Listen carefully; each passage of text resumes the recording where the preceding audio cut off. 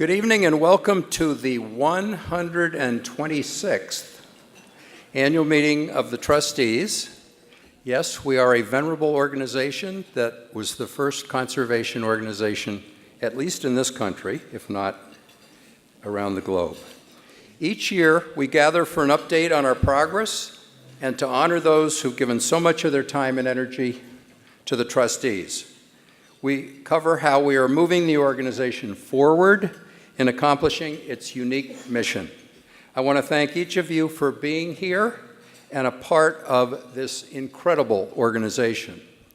Tonight, you will hear about the past year's accomplishments as we are completing the final year of the Path Forward, our now 5-year-old strategic plan. And then Barbara will take us through our new strategic plan. We're sort of at that fulcrum of looking at the future while thinking of what we've done in the past. You will also learn that we continue to see robust growth in our membership, visitation, our physical health, as our treasurer will report.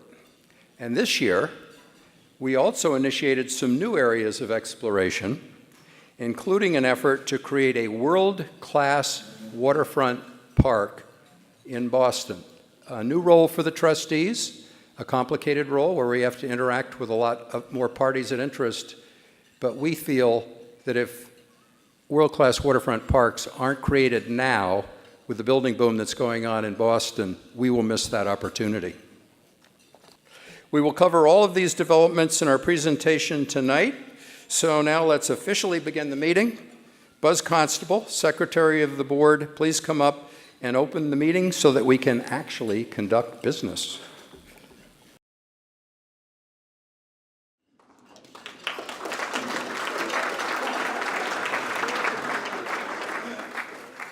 Good evening, everybody.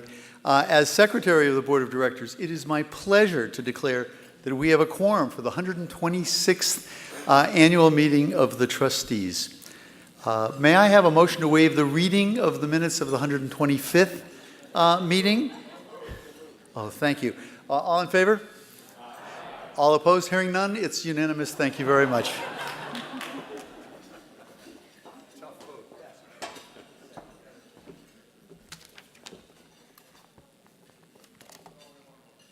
Thank you, Buzz. Amy Auerbach, Chair of the Finance and Audit Committee, will now report on our finances. Good evening. For the 5th year in a row, we continue to see double-digit growth in our operating revenues, which in fiscal 2017 ended at just shy of $34 million. This past year, due to the 125th anniversary and the mergers with Fruitlands Museum and the Farm Institute, we continue to maintain a healthy mix of earned revenue, contributed income, and a draw from the endowment, all which support a balanced operating budget. Here is a snapshot of our fiscal 2017 expenses. Program services such as property stewardship, land conservation, cultural resources, and agriculture continue to constitute the largest share of our expenses. More recently, we have made strategic investments in areas that support audience building, stakeholder engagement, and visitor amenities. Finally, while much of the focus is traditionally on the operating budget, another measure of financial health is the balance sheet. Here you see a snapshot of our financial position at the end of the fiscal year 2017, with assets of $291 million, including over $150 million in investments.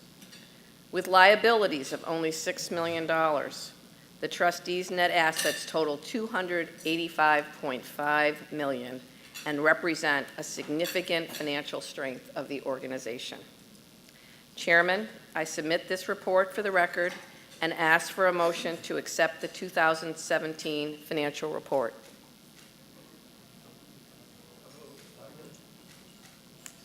All in favor? Is there a second? All in favor? Aye. All right, all approved. Thank you. The financial report has been submitted to the meeting minutes. And back to you, Dave.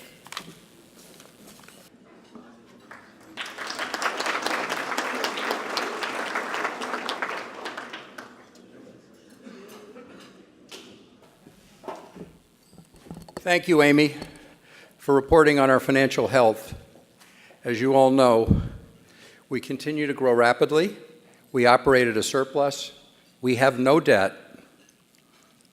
And while we are taking risks, as you'll hear a little bit more about tonight, we think we are doing so prudently. We will now have a brief break before our Service Recognitions Awards. Each year, we recognize and honor the retiring members of the Board of Directors for their exceptional and committed service. These trusted and devoted governance members give their time, energy, and support to the trustees, and for that, we are truly grateful. This year, we have 4 departing members of the board, and I will ask each to come forward and receive a token of our appreciation. First, I'd like to ask David Costello to join me on the stage and to be recognized.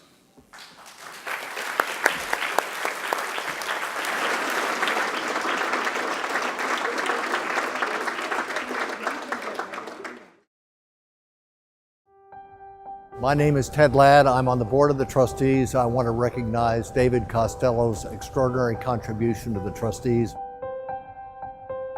David is a phenomenal advocate for conservation and the environment. He's been engaged with the trustees since 2005.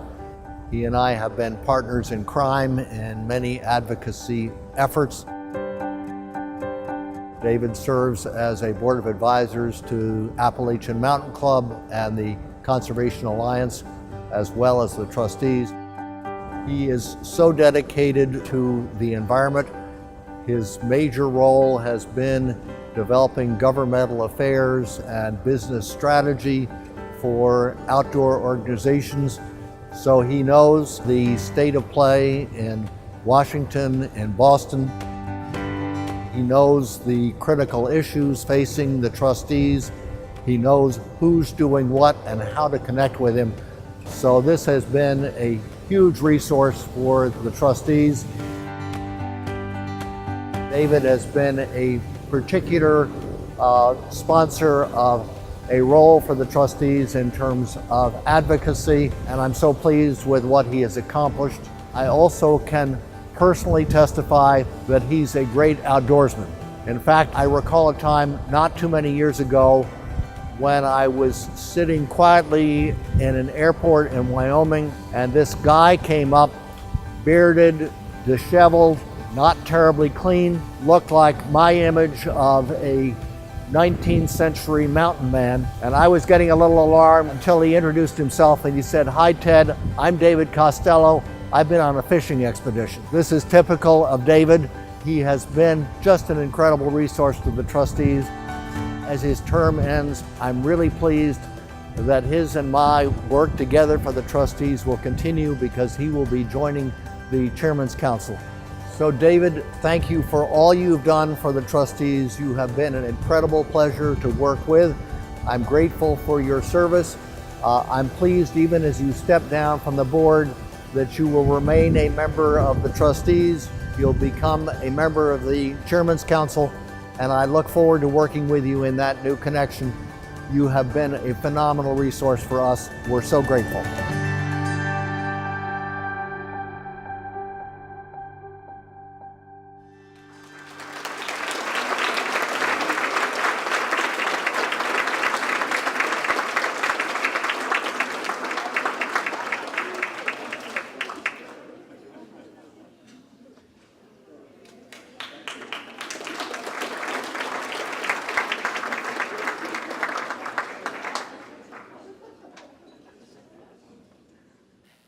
Congratulations, David. Next, I'd like to recognize Nathan Hayward for his service. Nathan couldn't be with us tonight because he's in Japan, so we will recognize him in absentia. Good evening. I'm David Croll, Chair of the Board of the Trustees, and I would like to say a few words about Nathan Hayward. As a boy, Nathan had magical experiences at the Crane Estate as a guest, and this instilled in him a love of that particular property. So when it came to the point that we realized we really needed to renovate, starting with the Grand Allée, the Crane Estate, Nathan stepped forward and became the leader in that effort. Nathan became quickly very involved and, in fact, followed Lily Johnson as chair of our Cultural Resources Committee, where he was perfectly positioned to get some of the work done on our National Historic Landmarks. First, there was the Crane Estate. The Allée was followed by the Italianate Gardens. Then there were the incredible Fletcher Steele Art Deco gardens at Namkeg, as well as the Chinese gardens, and then other properties that we have that distinction of being National Historic Landmarks. Nathan jumped right in and helped to really drive the progress, not least also working with Lily and I on the Cultural Resources campaign to raise the resources to make all that possible. Nathan even bought a summer home on the same road and just down the street from Namkeg so he could watch its progress. Nathan also created another major initiative at the trustees, and that was examining the compensation of our management team and our staff to understand whether we were as competitive as we needed to be to attract the very best people and retain the very best people. Working with an outside consultant that Nathan knew, we did a top to bottom review, and the answer was that we were not as competitive as we should have been. And working with Barbara, Nathan, over a 3 or 4 year period, worked to get us to the point where now I can say that I think we're very competitive on compensation at the trustees and should never lose someone or not be able to hire someone around financial issues. Nathan, we are extremely fortunate to have had you among us. You've been a real leader on the board, and we feel deeply in your debt, and thank you for everything you've done for the trustees.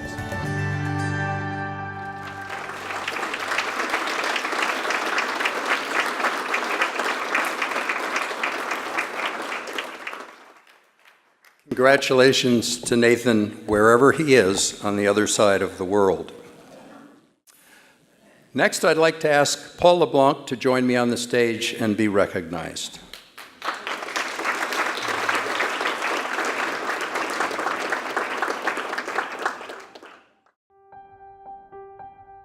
Hello, I'm Andrew Davis, and I'm here to talk about Paul LeBlanc. Paul has been a member of the trustees since 2009 and on the marketing committee with me for the last 4 years. Paul is as energetic and active a trustees member as you will ever find. You're likely to find him running up Monument Mountain with his dog on any given morning or virtually anywhere in the Berkshires. Paul has been a pioneer in employing the trustees as a way to bring work-life balance to his employees. By encouraging his employees to become members of the trustees, to appreciate the outdoors and our properties, Paul is not only enriching their lives, but enriching the whole community of the Berkshires. Paul has brought a fresh, energetic perspective of an entrepreneur and small business owner to the marketing committee and has made tremendous contributions that we're very grateful for.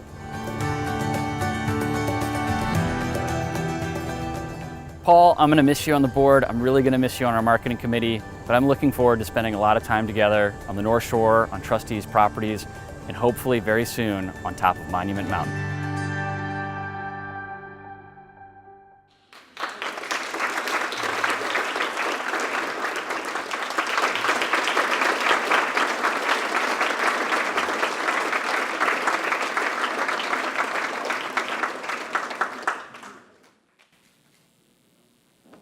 Thank you.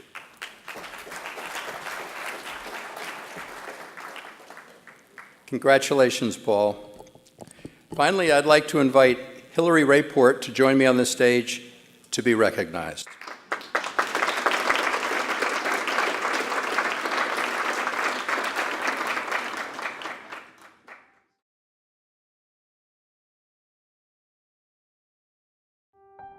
My name is Nisi Panetta, and I'm a member of the Board of Directors of the Trustees. It's been my great pleasure to work with Hillary Rayport these last 6 years as a colleague on the board.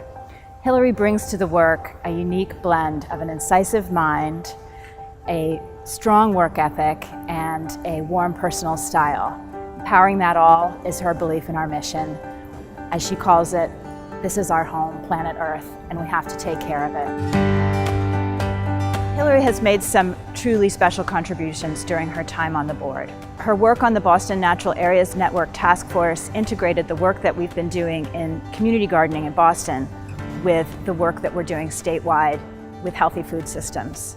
She followed that up by playing a true leadership role in our partnership with the Boston Public Market. This partnership, in which the Trustees runs a demonstration kitchen and has a vibrant food stand in the public market, has been a huge success for both residents of Boston and people coming to visit our state and learn more about the beautiful things that we grow here and have to offer. Hillary, I have so enjoyed working with you during your time on the board, and I'm truly glad to call you my friend.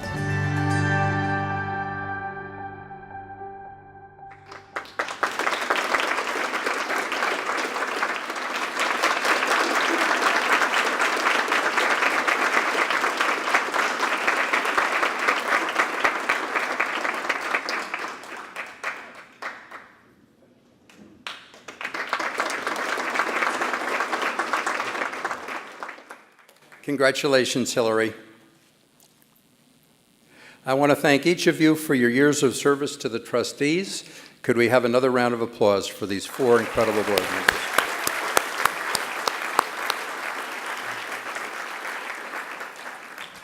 Now I would like to invite Brian Kinney, Vice Chairman of the Board and Chair of our Governance Committee, to come up and present the slate of nominees for your approval.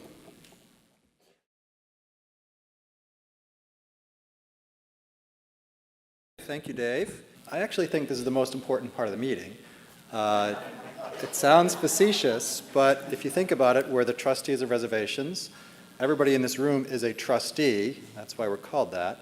And so every year when we do this and we nominate new trustees, new corporate trustees, new board members, it really is sort of the heart and soul of the organization and an elemental part of our DNA. So it's really important to do this and fun for me to stand up here and do this. So as Dave mentioned, I'm the chair of the Governance Committee. Clem Benenson, who's right there, chairs the Nominating Committee, so it's really kind of a joint report that I'm presenting tonight.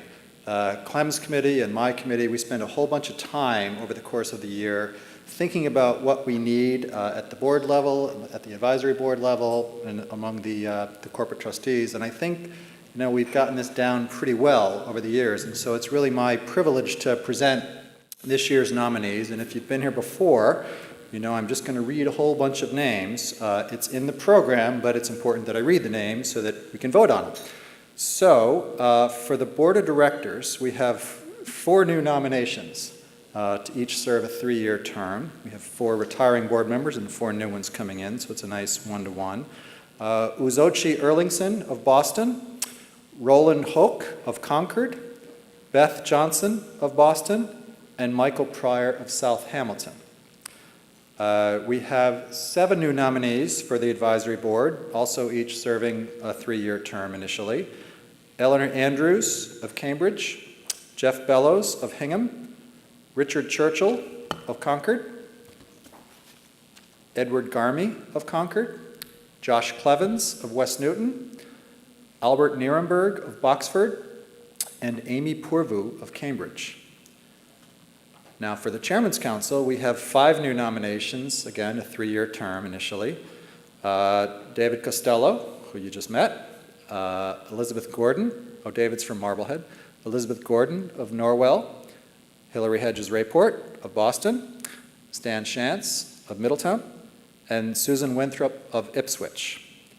And lastly, for corporate trustees, we have 19 new nominations, again a 3-year term.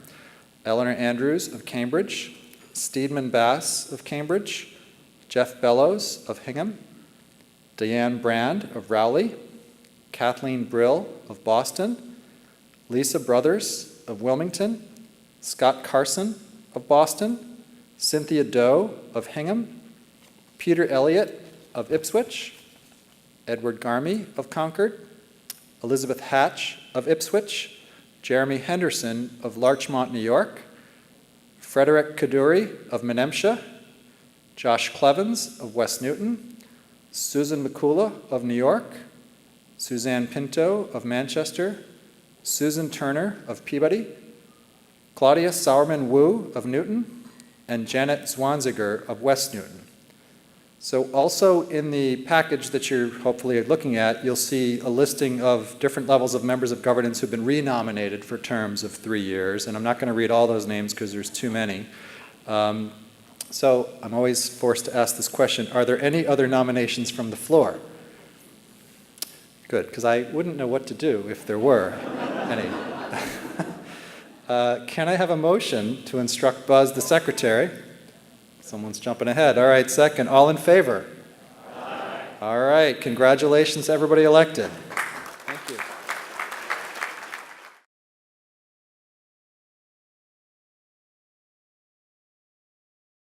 Okay, thank you, Brian, for chairing the Governance Committee and all of the work that entails. And I, too, also want to thank Clem Benenson, Chair of the Nominating Committee, as well as the members of both of those committees, for bringing together such a great slate of recruits this year. It is really encouraging to see the high quality of the individuals that are joining the organization, a great indicator of the health of the organization. I also want to take a moment to recognize Brian, who's been vice chair of the board for the past 8 years with me.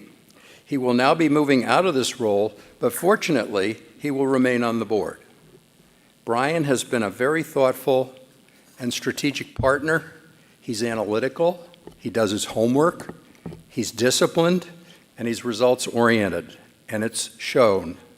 He has been especially helpful in looking at the health and proper functioning of our board and its committees. He brings his professional interest as a consultant in organizational behavior to this challenge, and he has enhanced our governance with a professional rigor that makes us strong and effective. He is also the only one of us to have ever been to all of the reservations.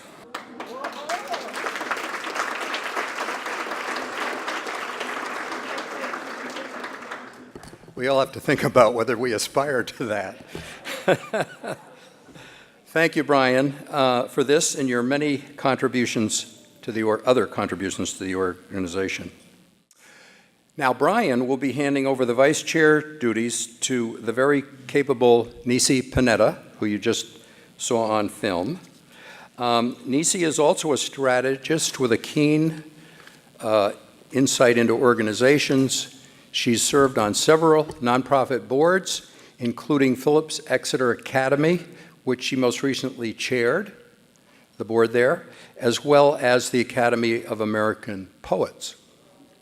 She has been very active at the trustees since 2005, including on the board for the last 10 years, and has served on many of our committees, including the Invest Committee, which she chaired ably, enabling us to accomplish better risk-adjusted returns. That's important. We've been after Nisi to be a board leader for years, and she finally said yes when her term as board chair ended at Exeter. We are very lucky to have her. Nisi, will you please stand? There she is.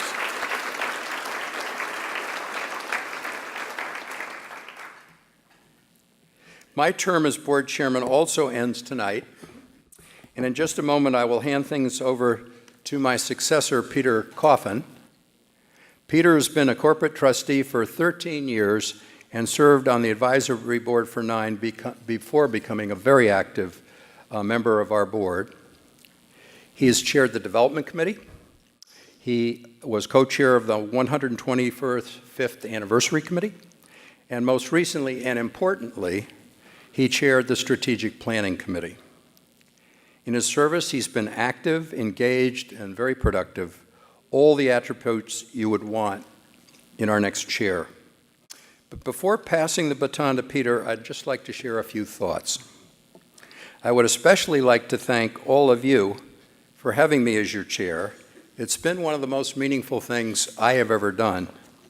Everyone has pulled together, and I believe we've really moved the trustees forward.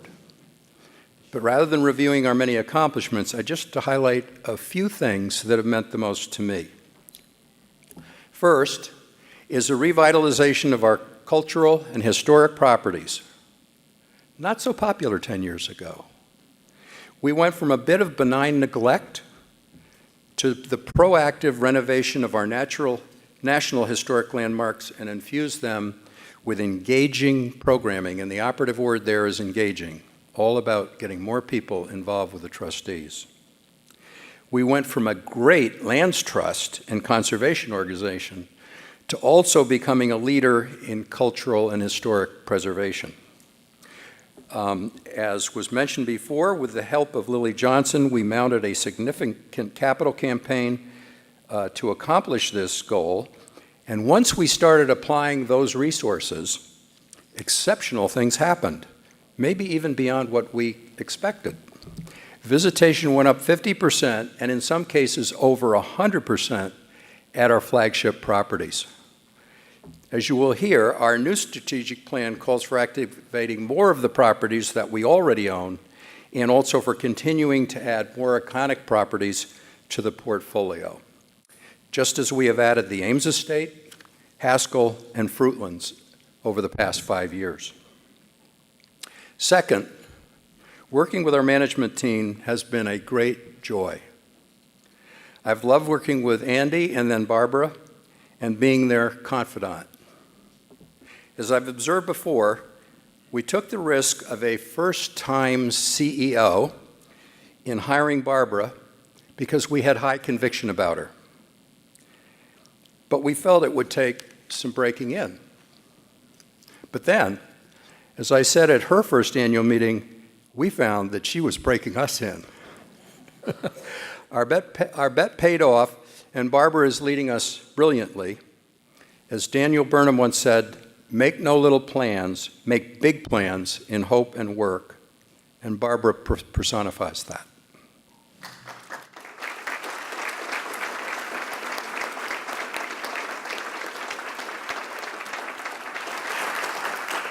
Even Mayor Walsh now understands this, as we have been convincing him to let us create a world-class waterfront park in Boston before that opportunity goes away. And third, working with Barbara, we have assembled, bar none, the best management team in our field. Senior executives have joined us from the very top Massachusetts nonprofits. They have left great jobs to become part of our leading-edge team. To me, this speaks volumes about the health of the trustees. So I'm very proud of the team that has been assembled. It's truly the A-team of conservation and preservation. And for those of you who are here tonight, I want to thank you and to let you know that we really, really appreciate you.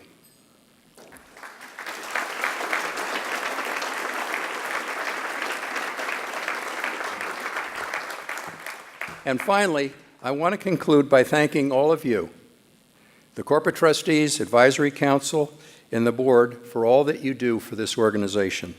Your work and support have made the trustees truly exceptional and really enabled this growth that you've seen tonight. I'm honored to have been your chair. I look forward to all the great things that we'll do together in the future, and I thank you for allowing me to have this incredible experience.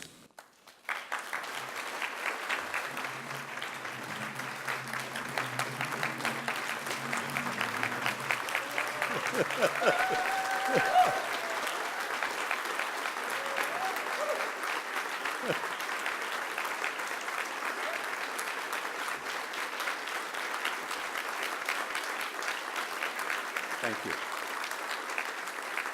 And now, I will turn the meeting over to your able new chair, Peter Coffin.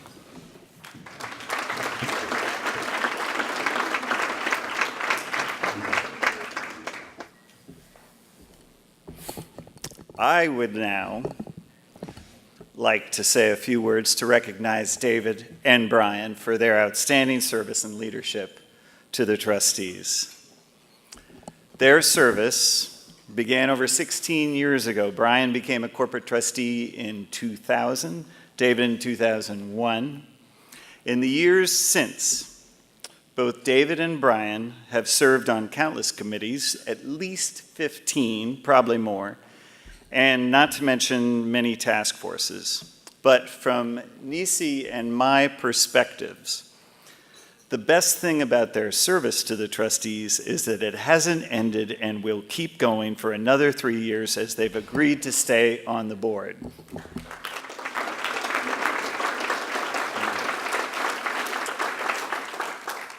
Even more than their service and commitment to the trustees, however, tonight we celebrate Brian and David's leadership.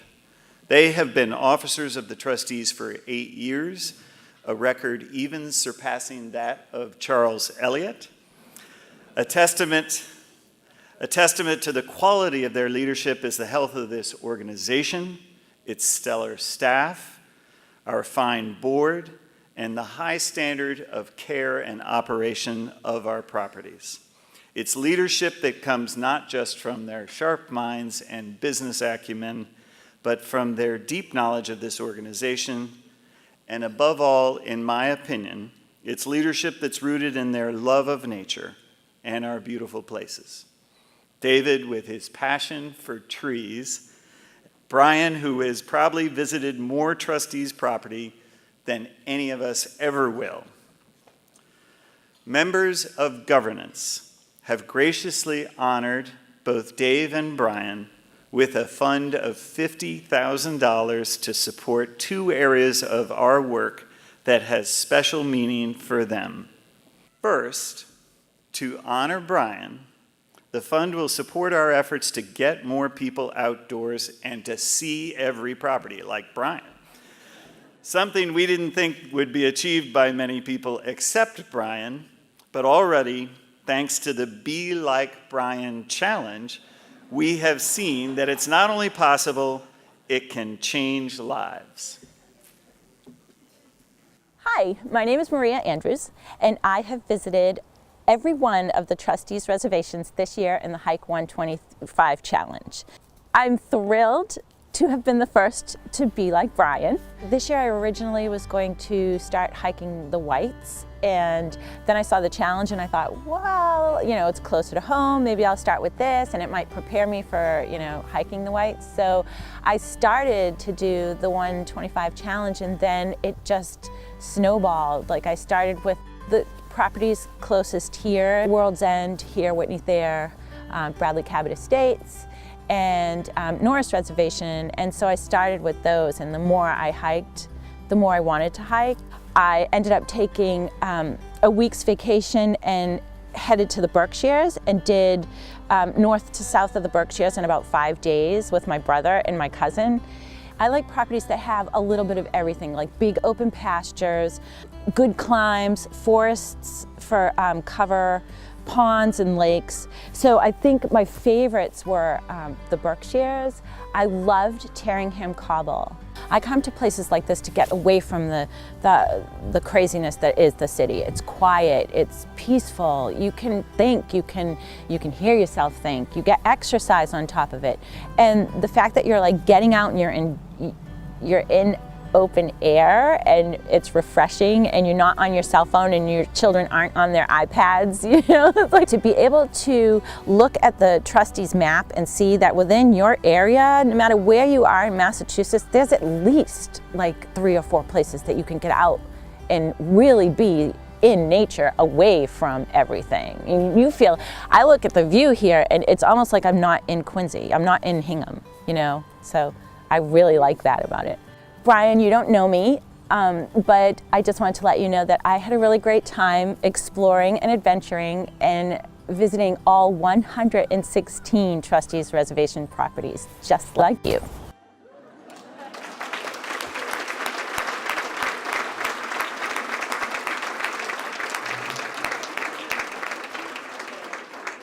Secondly, to honor Dave, the fund will create a specimen tree replacement fund to support our care of one of our most majestic resources at places like Ames Estate, Namkeg, and Haskell.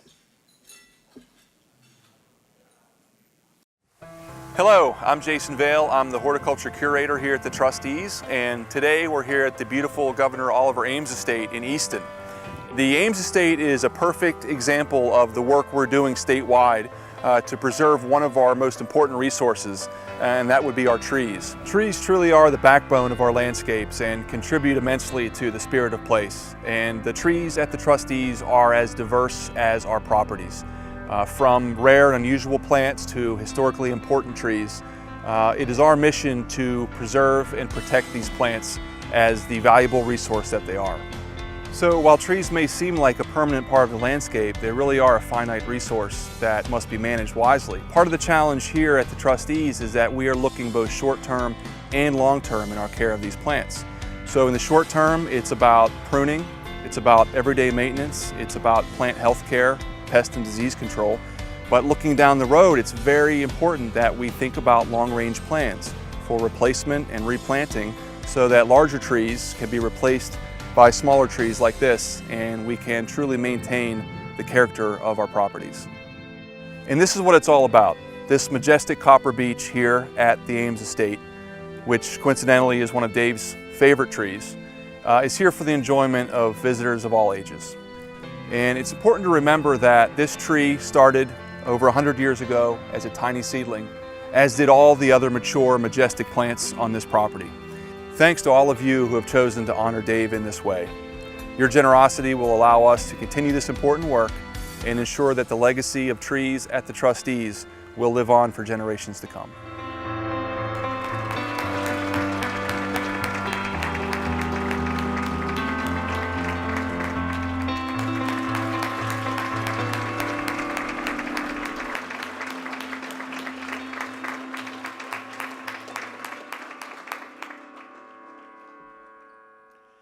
Thank you to all who have given to the fund and who have supported these two efforts.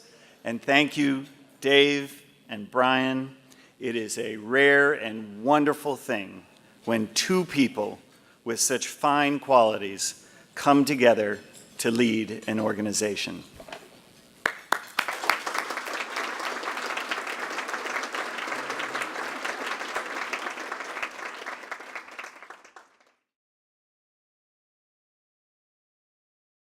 Each year, we also honor an exceptional employee for going the extra mile for the organization. This honor recognizes an employee whose passion and love of the organization and its work is exemplified through their superior achievement, devotion, and hard work.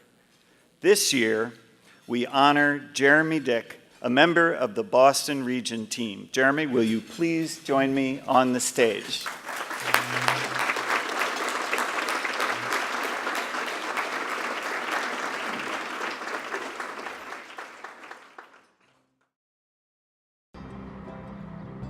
So I'm Jeremy Dick, Stewardship Manager for the Boston Community Gardens with Trustees. Here we are today at the Mission Hill Community Garden, otherwise known as the Oscar Parker Community Garden. This garden dates back to the 1970s. It was established here on vacant property owned by the City of Boston at that time. The land was protected in the 1980s as a community garden, and we have been involved with this garden ever since. So in terms of what's rewarding about this job, and over the years I feel that it's really the communication and the friendships I've developed with our gardeners, the garden coordinators, our volunteers, and the outward community around our gardens.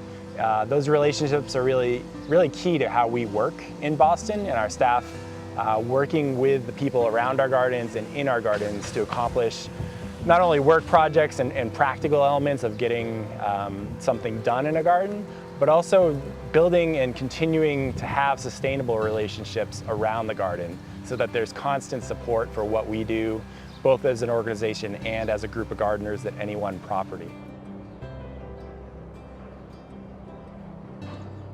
Well, it was definitely a surprise getting the award, and I tend to not like to bask in the attention for things that I do. So it was embarrassing for sure, and getting up there in front of my colleagues. It was a good feeling to have people recognize the efforts over the past year that we've put into the Boston Network. We like to say that the community gardens, a core element of a community garden is conflict, and really that conflict builds the interest, the diversity, and really what makes these gardens special is the conflicts and what it makes people do and how they interact and get through a challenge together. And that really makes up a community garden.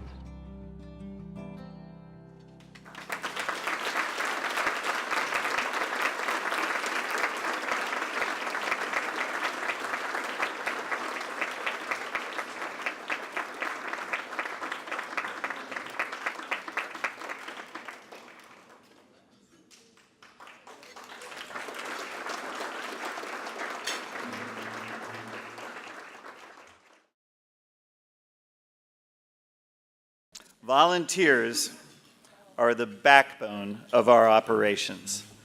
Without these over 2,000 individuals working 56,000 hours of volunteer work in last year, we could not have achieved such success, nor could we have cared for so many places in such a superior way. Volunteers are our hands, our hearts, and our ambassadors in the world. Among these many volunteers, we choose just one each year who demonstrates exemplary devotion and has a special impact on the organization. This year, we honor Alan Pasnick. Alan, will you please join me on stage?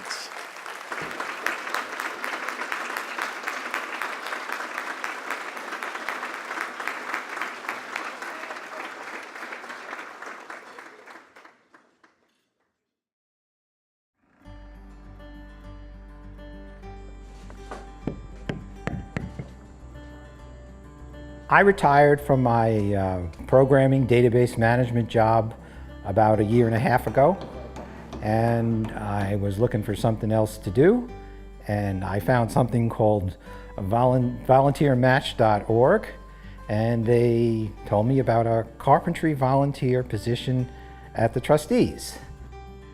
And I thought, well, that sounds pretty good. I'm not sure what they'll have me do. Maybe make birdhouses, maybe fix things on trails.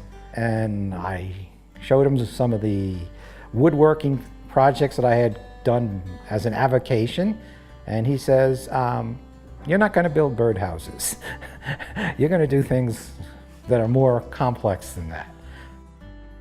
Rocky Woods encourages camping and covers winter outings. And it's only staffed during the weekend and not every weekend in the winter. So we wanted to make it easier for our campers to make use of a nice bathroom. So today we are putting in an external door to the bathroom so that the cabin can be shut off with a lock on the inside and people can come in from the outside directly into the bathroom. One of the things that this organization does very well is that it appreciates its volunteers. Everybody likes to be recognized for what they do, and they do a really good job of it here. It's a delightful bunch of people, and I'm glad to have made an impact on the properties that I've been working on and working for them. It's an honor. It's a big organization. It has a lot of volunteers and a lot of people who do a lot of good work for it. And so to be pulled out of that crowd, I'm thrilled.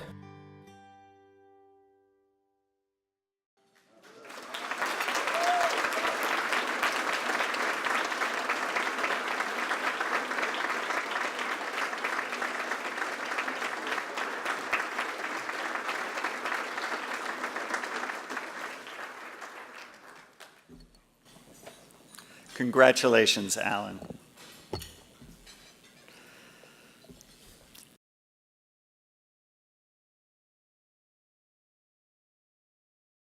Each year, we present the prestigious Charles Eliot Award to Conservationist of the Year.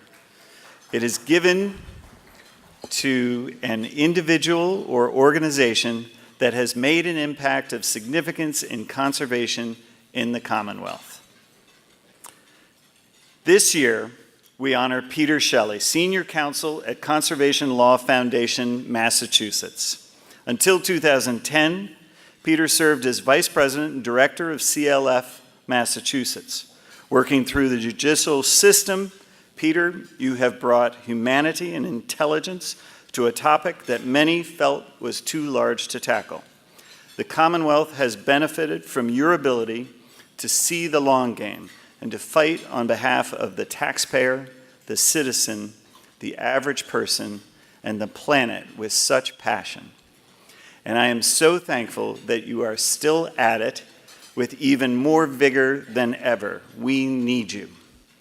Today, your work represents a type of model that can inform and guide many of us attempting to take on new, challenging endeavors.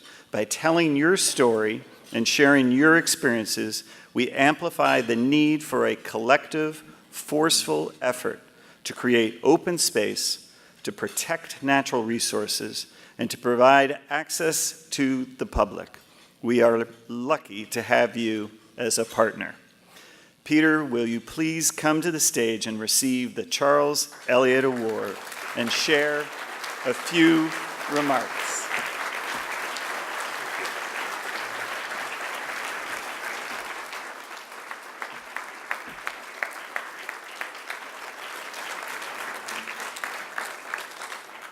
This is all sinking in now, finally, from Barbara's letter, which came out of the blue, to tonight. I want to thank you all, and before I even get to my comments, I want to thank the trustees for the fact that my 4 grandchildren are all drinking your delicious, fresh, local milk from Appleton Farm.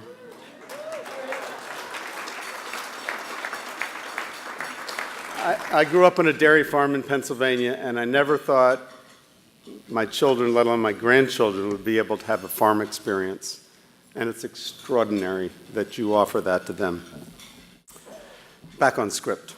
I'm honored to be here tonight to accept this award. Conservation Law Foundation's mission is to forge lasting solutions to environmental challenges for the people of New England. We sit at the table as policies and laws are created. We collaborate with community partners, and we work to make sure public commitments are kept. We do it all with a deep love for Massachusetts and all of New England. One of our most valued partners is the trustees. As the oldest conservation organization, and I wrote Massachusetts, but actually I'm going to change this to world now that David has opened up that opportunity. As the oldest conservation organization in the world, you and the work you do carry tremendous weight. To be honored by the trustees for the work I do at CLF, therefore, is a rare and precious event to me. I thank you deeply. Today, I am especially excited to be working with the trustees on a critical campaign to protect one of our most special places, Boston Harbor and its waterfront. Those of us in the room who remember the open sewer that was Boston Harbor 30 years ago could hardly have imagined that it would ever become a shining example of waterfront revitalization and opportunity. I am certainly pleased to have played a role in that transformation, but the work is far from over. We must strive to ensure that our waterfront remains the people's harbor, a harbor for all, no matter whether you live in the Seaport District or East Boston or South Boston or outside the city. Charles Eliot would have expected no less from us. Even as the trustees work to create and steward public spaces, CLF works to defend them. I cannot think of a better partner than the trustees to work with to achieve our collective vision for a thriving waterfront for all.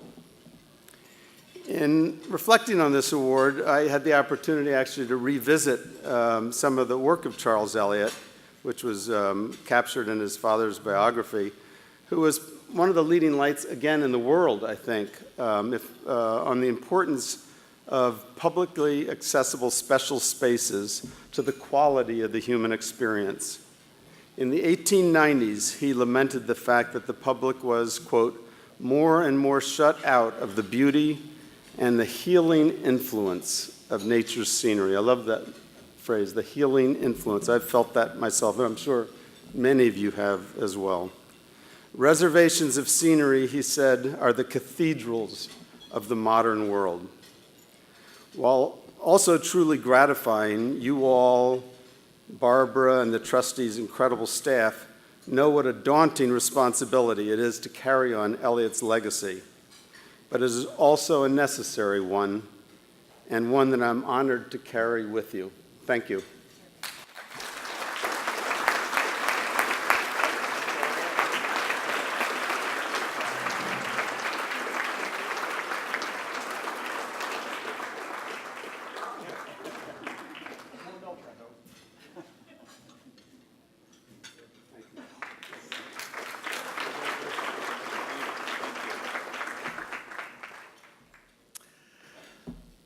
Thank you, Peter, and congratulations. We'll now take a brief break before my remarks and Barbara's remarks. Just want to remind you and make mention of one thing, that we want to recognize State Street Global Advisors, our event sponsor for this evening. Thanks.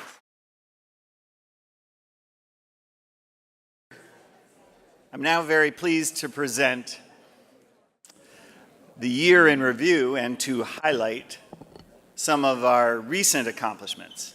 It's been another successful year, and we owe that success to a lot of the hard work by a very capable and devoted staff, plus the commitment and support of you all in the many ways that you help the trustees. So the first thing I want to do is to thank you all, governance, staff, volunteers, members, however you've supported the trustees. On behalf of the Board of Directors, I want to express my immense appreciation for your commitment to our mission. None of what we have achieved would have happened without you.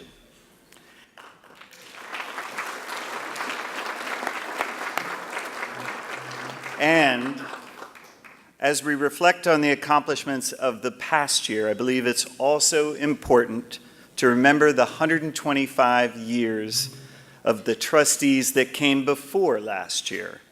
The opportunities to achieve all we've done and all we hope to do in the future are only possible because of the cumulative collective efforts of so many people before us who shared our same vision.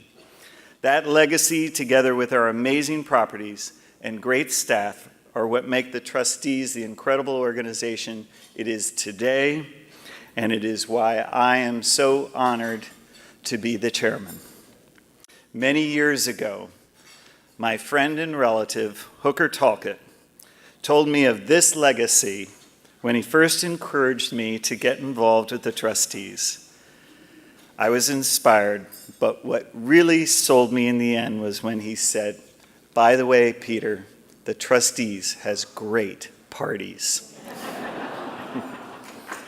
So with that, witness this. So with that, I'll begin my review. Our work is framed by our current strategic plan, the Path Forward, which, as you know, has 4 key pillars: protect, steward, excite, and grow. First, under protect strategy, we continue to work hard to preserve places of exceptional scenic, historic, and ecological value. Over the past year, we have protected over 400 acres. In Burlington, we recently signed a 1-year agreement between the trustees and the City of Boston to manage the beautiful 210-acre Mary Cummings Park. This is a great opportunity for the trustees, as it's an area where we have limited presence, and it introduces us to some potentially significant corporate partners. We're working hard to negotiate the terms of a long-term agreement and a conservation restriction, while also working to raise the $1 million in needed startup costs. Here you see a recent volunteer day, work day with the staff from Keurig, one of the several companies that's partnering and engaging with us on site through and with a financial commitment. In Southborough, we have reached an agreement for the bargain sale purchase of 39 acres adjacent to the Chestnut Hill Farm, an existing reservation you all know of the trustees. The land is highly productive, tillable farmland that gives a substantial boost to the farm and our agricultural program. We are actively fundraising to complete this sale and expect to close this year. Certainly, one of the most exciting opportunities over the last year has been our work on the Boston Waterfront Initiative. The trustees is leading an effort to explore the creation of a beautiful new waterfront parks in key neighborhoods of Boston, which will not only serve community needs, but will also help the city buffer the impacts of sea level rise, working with the Barr Foundation, Boston Harbor Now, and Conservation Law Foundation. We're focused on two sites, one in East Boston and the other in South Boston, or the Seaport, a rendering you see here. While this is a long process and there remain many challenges, we hope in the next few years we can realize our goal of an iconic waterfront park managed by the trustees.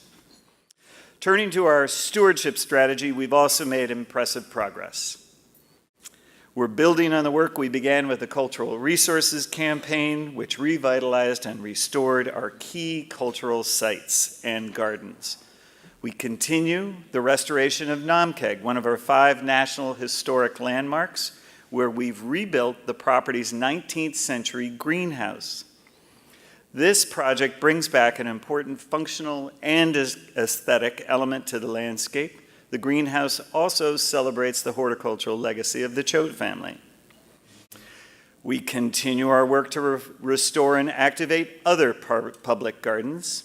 2 great examples of this were the Violet Riot Garden at Eleanor Cabot Bradley Estate in Canton and the Rose Garden at Castle Hill.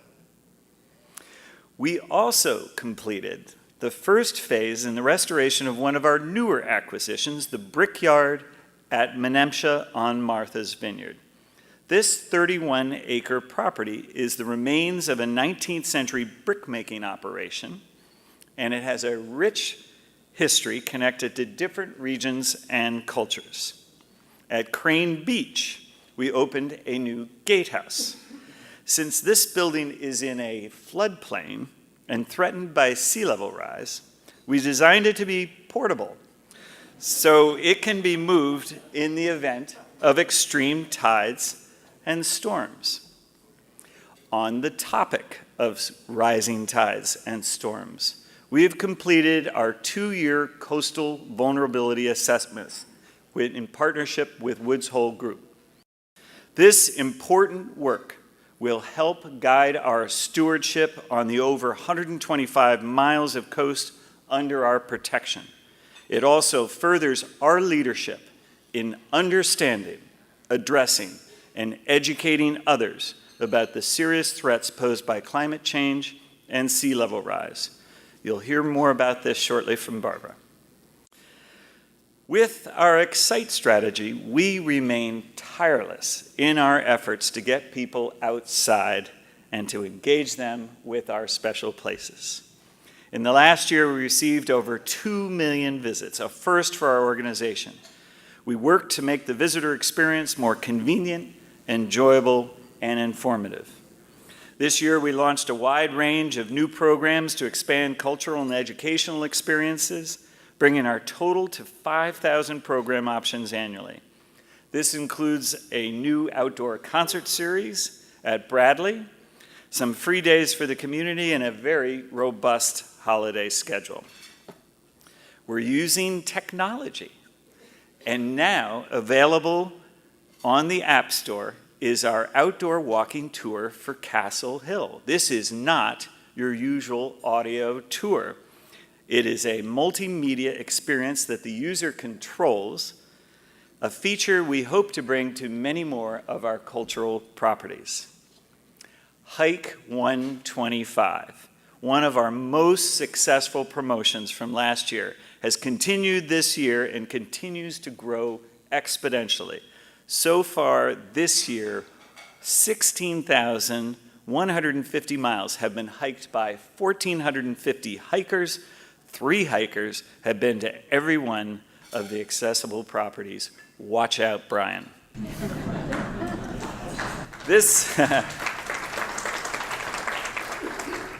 This summer we launched the Mobile Market, a new initiative to bring fresh, local meat, produce, and dairy products from the Trustees' farms to community sites in Dorchester and Roxbury.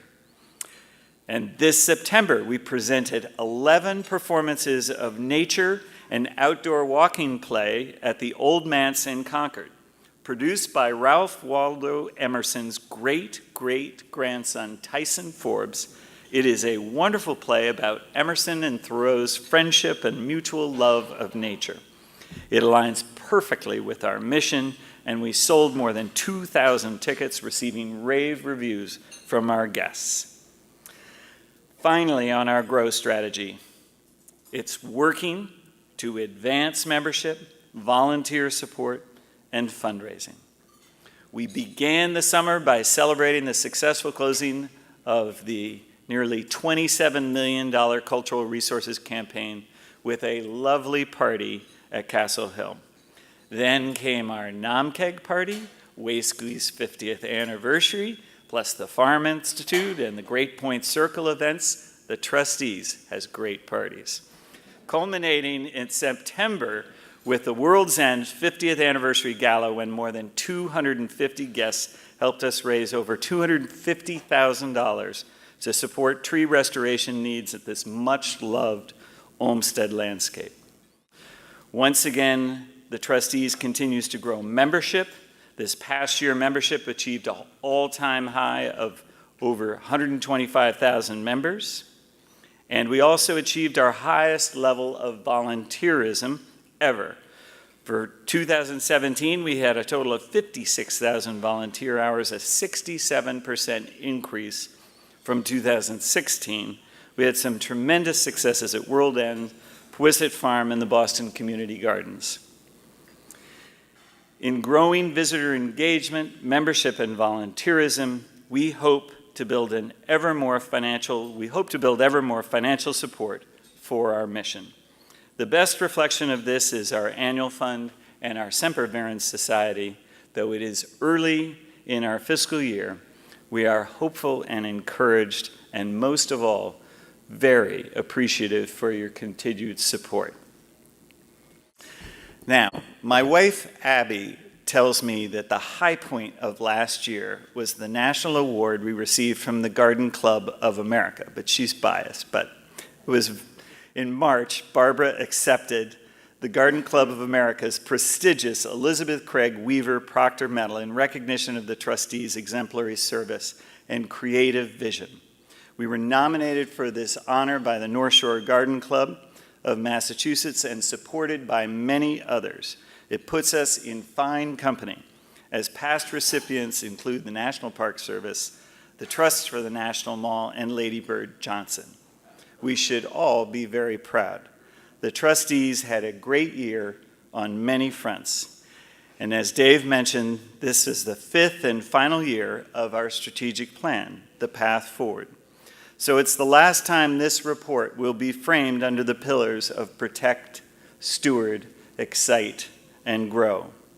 Rest assured, however, those pillars will remain important.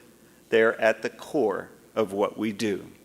We will always be working to protect special places, stewarding and caring for them, and then exciting, engaging, and connecting with families and people, young and old, so that we can grow our membership, grow our support, grow our resources to begin it all again by protecting more places.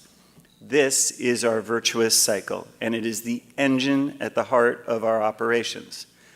Thanks to a lot of very hard work under this strategic plan, that engine is running as well as ever and has great momentum.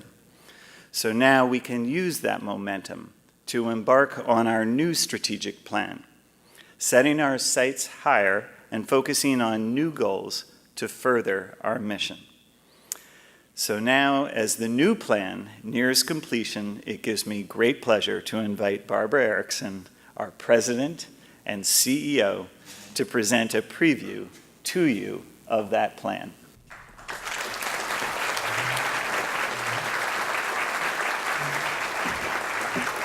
Good evening.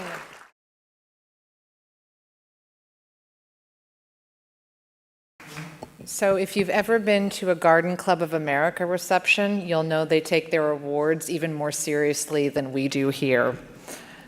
Thank you, Peter. I remember when I took over as president 5 years ago, my first speaking program had me very awkward and nervous and quite a big deal to get up in front of a bunch of people you don't know and talk about our work, and you did it brilliantly. So welcome as chair. I look forward to working with you and Nisi in the years ahead. So there's like a whole group that has my notes up there, and they have everything perfectly sequenced, which is how we get this slideshow to be so wonderful for you all. So they're going to freak out a little bit because I'm not going to follow the script for a second. I'm supposed to tell you that Dave and Brian have had, many years of service, and that they're great governance, and that they're individuals that we respect so much, and it's a very nice, lovely speech. I'll email it to you both. But what I want to say, it's instead of just all the typical stuff that is written here, I just have really loved working with you both so much, and on a personal and professional level, you have done so much for the trustees, and I'm grateful to have you both as friends. And so thank you, and I'm thrilled that you're going to continue onward, but I just wanted to say personally on behalf of the staff, thank you for everything you've done for us.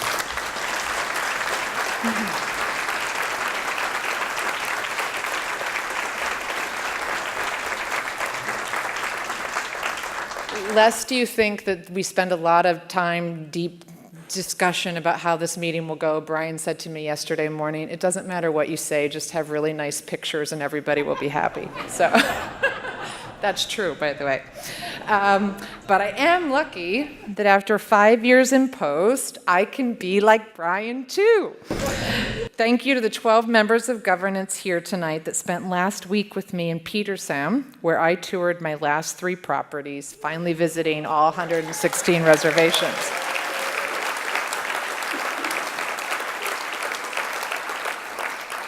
And thank you, all of you, for being here tonight and for being part of what is a 126-year tradition of annual meetings and has at its core an idea of people coming together to support conservation and preservation. I'd also like to thank the staff who worked so hard to make this evening happen, one that we look forward to in celebrating our progress with you. The strength of the trustees is indeed this incredible team effort of volunteers and staff coming together. Tonight, I get the opportunity to take you through the elements of our 2023 strategic plan. This 5-year plan was developed through the incredible work of many over the last 11 months. Through a holistic engagement process that included a survey of members and volunteers, staff and larger governance, as well as a focused brainstorming and working sessions, we have achieved a set of 5 strategic directions that will be the focus of our work through 2023.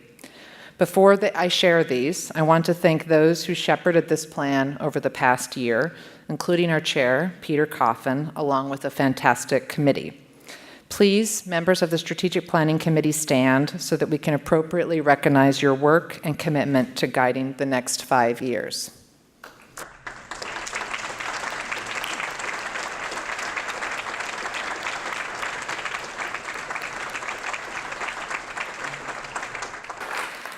As the committee and I began to author this new plan, we reflected a lot on both the successes and challenges over the past 5 years.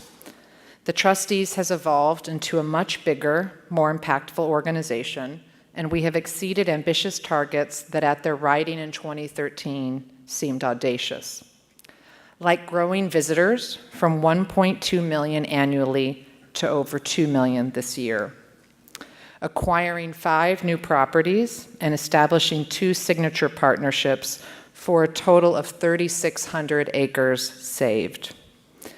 Actively protecting critical lands around reservations like Steep Hill, or annually engaging 250,000 program participants, or growing membership from 100,000 to over 130,000 this year, and taking our stewardship standards from 4% of properties in good condition in 2013 to nearly 70%, or investing over $18 million worth of capital improvements, or launching new program initiatives like Art in the Landscape or Literary Landscapes, and growing from a $22 million organization in 2013 to a nearly $35 million operating budget.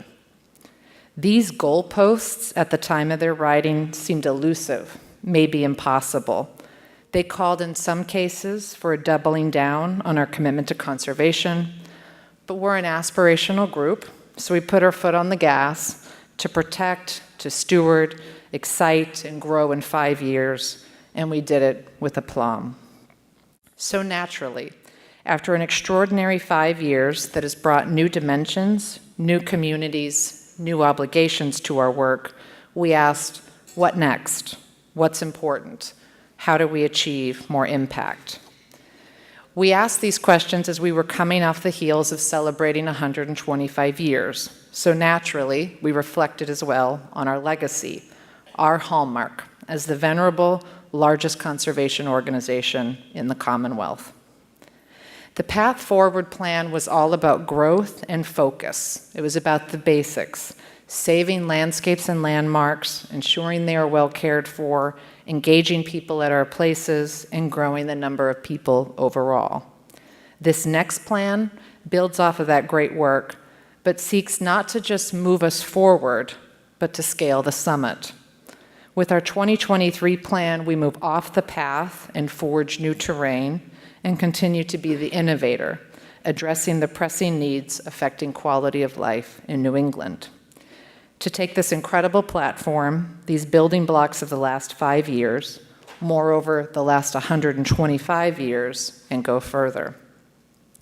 I am reminded of the John Moore quote, "Everyone needs beauty as well as bread, places to play in and pray in, where nature may heal and cheer and give strength to body and soul alike." Indeed, we seek to feed the souls of many. Our 2023 plan is about responding to that need, leveraging that momentum, and calling us to an even higher standard of excellence, to challenge us on what it means to lead. We will achieve this deepening of impact via 5 goals. Our first goal is to protect the places people love. We start with a strategy that is focused around the core mission to protect places of exceptional value, one that embodies the fundamental and founding concept that Eliot imagined as an organization and then evolved into a movement. Goal number 1 is not just acquisition of land, but encompasses the whole journey of our landscapes. It means the work of securing a property's future, but also includes caring for these places in perpetuity. Together, these 2 fundamental aspects of our work define and create the healthiest, most iconic array of reservations, where our resources thrive and our public can engage. Protecting the places people love is mobilized via 3 key actions: acquire new reservations, secure open space within the Boston Harbor, and model excellence in stewardship. We'll continue our work to acquire the exceptional, iconic reservations that we're known for, enhancing our existing portfolio and securing the Commonwealth's threatened and treasured places. These are rare places, complex, big projects, and in some cases, we even look beyond what we have done traditionally. As we look ahead, we will be rigorous in our intention to protect the best of the state and even the region. Saving places like this, Mary Cummings Park in Burlington, or critical land like this on Nantucket. The second intention of Protect the Places People Love will seek to secure iconic open space within the Boston Harbor, ensuring public access to our waterfront in our capital city, a core aspiration of Eliot to improve the health of Boston residents. In addition to spectacular places statewide, the trustees over the next 5 years seeks to bring a new reservation to the water's edge. Consider thousands across Boston and the nation making their way to a creative, dynamic, world-class green space in the densely developed seaport or the diverse community of East Boston, where you will hop in a kayak, play in the tide pools, walk along a natural shoreline, or enjoy a sunset on the pier. Forever, for everyone. And finally, in goal number 1, we'll model excellence in stewardship statewide and regionally. 2023 will drive consistent care of the physical landscape when you visit our 116 reservations. From the smallest to our most visited sites, things like clear and new signage, safe visitor parking, well-groomed trails, all the basics of resource care, will deliver a fundamental baseline standard statewide and serve as a model for others. We will also further stewardship excellence at those sites of magnificence, like Fruitlands Museum, Long Point, World's End, or Stevens Coolidge Place. These of greatest visitation or resource importance will receive increased investment to really make them shine, delivering best-in-class experiences. Protect the Places People Love seeks to secure 4 iconic properties and a site in Boston as well, while ensuring all reservations are properly cared for and delivering a true trustees' wow. If goal number 1 embodies Eliot's vision of a statewide network of special places, the remaining 4 goals strengthen this intention. Starting with goal number 2, which is focused on our most vulnerable of the portfolio, our coast. Our second goal is to effectively respond to a changing coast. The Massachusetts coast needs a voice. As you know, we are most commonly identified with our beach properties. Now is the time to leverage and invest in one of our most visible and visited assets, our 125 miles of coastline across 32 properties where we welcome more than 500,000 people a year. Over the next 5 years, we intend to lead our peers in better supporting coastal systems through targeted conservation, advocacy, cutting-edge land management, and robust educational initiatives. To meet this goal, we will better protect and advocate for coastal systems using our full toolbox. We'll continue to protect places like this one, a 16-acre waterfront parcel in West Yarmouth, as a place to engage people about the changing coast of Cape Cod, while also becoming a valued partner on coast-related issues at the State House, or working in partnership with the communities of Hingham or Westport to share our management approaches that not only can have a positive impact on our own coastal properties, but also the larger landscape. We'll do more to inspire an informed love of our coast. Imagine exciting coastal education opportunities that draw vineyard vacationers to Long Point or North Shore residents to Ipswich, to participate in innovative and exciting programs for people of all ages to understand what's at risk and what we can do about it. We will grow the public's awareness of our efforts, helping more people fall in love with and in turn care for our beloved coastline. We will better engage our visitors through activities like legislative action days, sandcastle contests, or coastal cleanups. Imagine tens of thousands of people learning about our changing environment, possibly tagging pictures with the hashtag #IHeartCoast, or flooding a senator's inbox in support of coastal management funding. We will focus targeted interventions at our most vulnerable coastal properties and showcase our leadership nationally, like the Trustees Shorebird program, fostering the highest success rate for plover, tern, and oystercatcher fledglings.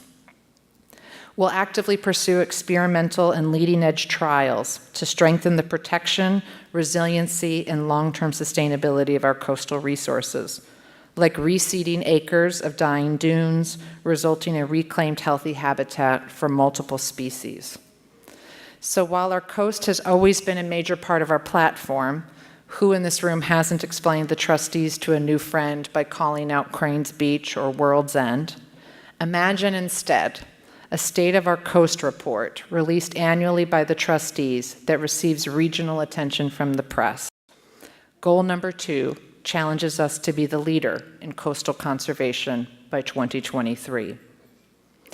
If goal number 2 is responding to our most vulnerable, goal number 3 leverages our most popular, and that is our farms and gardens. This strategy is all about igniting our cultural and agricultural experiences. The majority of our 250,000 program participants are arriving at our gardens and farms. We have seen great success from the Cultural Resource Campaign, which brought transformational property improvements and programming. Goal number 3 intends to bring this approach to more agricultural and cultural places of the trustees. By transforming more of our properties into flagships, like Long Hill, Stevens Coolidge Place, or Bradley Estate, we can grow the number of horticultural destinations within the trustees, bringing them to life. Similarly, we will invest in our community farms to grow welcoming, vibrant platforms for learning about and participating in sustainable agriculture. Imagine new educational spaces at the Farm Institute or Chestnut Hill Farm, where kids and families can learn about farming and healthy food through active, tactile experiences and encounters, including a dynamic day camp offer. Or in 2023, a national farming conference is held at our own Appleton Farms, as its profile will be lifted to be known as an innovative, leading educational farm with a growing list of partners and community members engaged. Goal number 3 pushes us to develop new and creative ways of storytelling through quality interpretation and unique experiences. We will continue to bring new ideas and create high impact, like building upon our success with art and landscape, where we will present a sequence of ever more creative installations at our properties, sharing their magic, stillness, and beauty, and further connect art to nature. In 2023, our hope is that Long Hill and Stevens Coolidge Place are as recognizable as Castle Hill or Namkeg, truly delivering a statewide garden network. You'll notice that the first 3 goals were place-focused. Number 1 is the tried and true protection of reservations. Number 2 was about supporting our most vulnerable, the coast. And 3 was about investing in our most popular, the cultural and agricultural flagships. Number 4 and 5 are all about people, how we can push further to ensure we live up to the mandate of public use and enjoyment for the long haul. In our 4th goal, we will do more to invite the next generation outdoors. This strategic direction is about cultivating our replacements, the future generations who will carry on our work. We know that the values and experiences that we have as young people influence the rest of our lives. Building upon the work we've done through our expansive public programming, we will do more to engage families and especially kids in developing a passion for conservation and nature. In goal number 4, we go from broad interest in excite and being exciting to a focus on ensuring the young arrive and arrive routinely, driving a more intentional commitment to nature-based experiences. By 2023, we'll create a network of unique outdoor and adventure installation spaces at key recreational sites. Imagine a family with a hesitant 8-year-old enticed into the outdoors through a play space made of tree houses, swings, and elevated boardwalks. Tucked sensitively into the woods, we will literally give this 8-year-old new to nature a perspective on playing outdoors. These sorts of architectural interventions will fit the landscape and invite the inexperienced recruits to experience the outdoor world in ways that are comfortable for them. We will invest in the next generation as well. What if, in 2023, Boston Magazine names Rocky Woods as the hippest place to take a date? A vintage Airstream serves up craft beer and rents out kayaks. While you're there, you might sit on the floating pier, try ice skating, or go for a Japanese forest bathing walk. Or imagine new families glamping on Misery Island with a stay in a yurt. We will diversify and grow content-rich programming opportunities. Imagine a family that takes on a special challenge to complete 25 things to do before you're 12 and a half, all based at Trustees properties. Every weekend, they'll plan a few hours to skip a stone for the first time or build a fort. We also intend to deepen our connection to schools.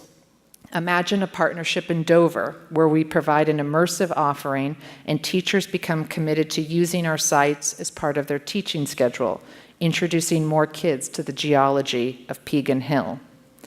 In inviting the next generation outdoors, by 2023, hundreds of thousands of families, new families to the Trustees, will develop a lasting bond with conservation. Our fifth and final goal is to build the Trustees of the future. At its heart, this is all about growing our tribe. We fuel our future by engaging and attracting more visitors, members, and donors. Through 2023, we will do more to leverage technology, improve amenities at our properties, and build a culture of community, membership, and volunteerism. So how do we intend to do that? We will recruit and retain more visitors and program participants as members and donors, leveraging unique Trustees opportunities that will encourage more visitors to support our work and grow our membership to over 150,000. We will increase community involvement that promotes deeper connection to our mission and expands the range of our audience to reflect the diversity of the Commonwealth. Imagine community open days, or properties becoming platforms for local meetings and events that showcase the Trustees' role as a convener and partner to our communities. Where reservations become a favorite destination for non-traditional audiences, such as local citizen groups, inner-city clubs, or retirement homes. We will embrace more volunteers on our properties, providing rewarding and dynamic opportunities that build a vibrant and committed constituency of stewards. We see a future where volunteers abound, achieving 100,000 hours annually, working on farms, conducting citizen science on our beaches, or guiding you around the house. In all cases, helping to build our capacity and expand our reach. Finally, we will leverage enterprise activities to extend the visitor experience and continue our financial sustainability. Initiatives like Trustees Grown, promoting tomato sauce from Chestnut Hill Farm and maple syrup from William Cullen Bryant Homestead. Or pop-up cocktail evenings with friends where you can look out over one of the most unique views in the state. This is all about the cycle that drives membership, volunteerism, and donations, not just because it makes sense financially, but because the experience is always world-class and we promote a culture and sense of welcome. Goal number 5 seeks to invite more people into the family, because the more that people want to belong, the broader the support and the firmer the foundation upon which to build the Trustees of the future. Over the next 5 years, we will protect, respond, ignite, invite, and build. These represent the guiding plan through 2023. We are gaining ground. By 2023, we intend to go further, to be the impetus and drive each other to expand our thinking and imagine greater destinations. This is always the core of the Trustees, forging new territory, seeking to lead, leveraging the momentum we've worked so hard to attain. We have the wind behind us now. We are in motion, an organization of many feet moving forward, always innovating and never standing still. 2023 propels us with great energy and grows our momentum. I know we can count on you to help us improve the quality of life here in Massachusetts, to protect the places people love, to respond to the needs of our coast, to ignite more agricultural and cultural experiences, to invite the next generation outdoors, and to build the Trustees of the future. Thank you for coming tonight, and I look forward to working with you in the years ahead.